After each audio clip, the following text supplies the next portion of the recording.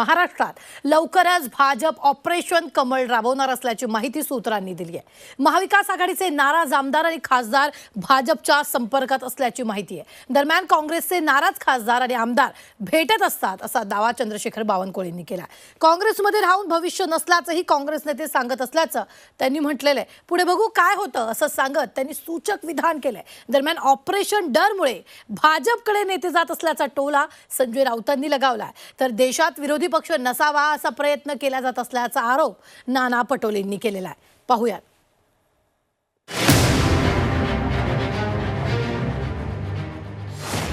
महाराष्ट्रात operation lotus, खासदार focus. महाविकास आघाडीचे खासदार भाजपच्या संपर्कात,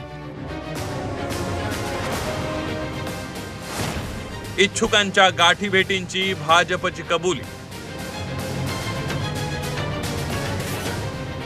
विधानसभा निवडणुकीत मोठा विजय मिळवल्यानंतर भाजप आता पुन्हा कामाला लागली आहे। महाविकास आघाडीचे 31 खासदार आता भाजपच्या रडारवर असल्याची चर्चा आहे। महाविकास आघाडीतल्या खासदारांना भाजपमध्ये आणण्याचे प्रयत्न सुरू असल्याचं सांगण्यात येत आहे। अनेक खासदारांशी भाजप नेत्यांनी संपर्क साधल्याची माहिती समोर आली आहे।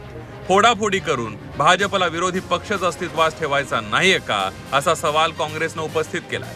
ऑपरेशन कमळ वगैरे ही जे काही पद्धत आता या देशामध्ये आलेली आहे, म्हणजे इकडे निवडणूक आयोग आणि बीजेपी मिळून त्यांना जो कारभार लोकांच्या मतावर डाका टाकण्याचा करता येतो तो करतातच,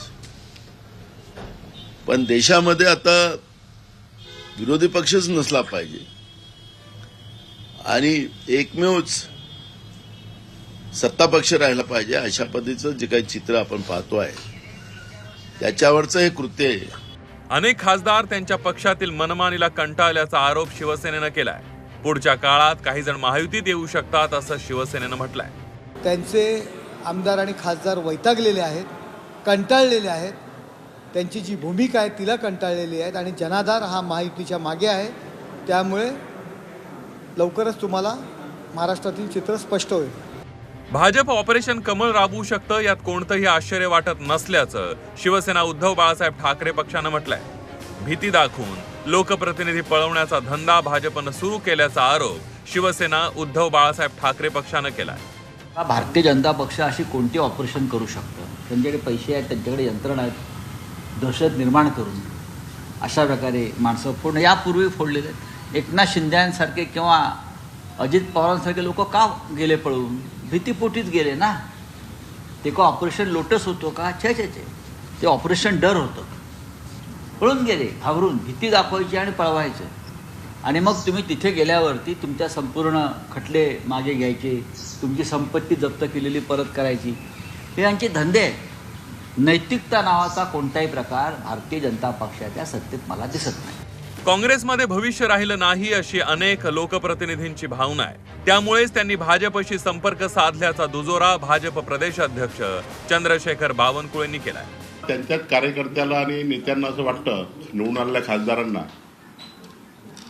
की काँग्रेसमध्ये राहून काही आता आमचं पुढचं भविष्य काही चांगलं नाही।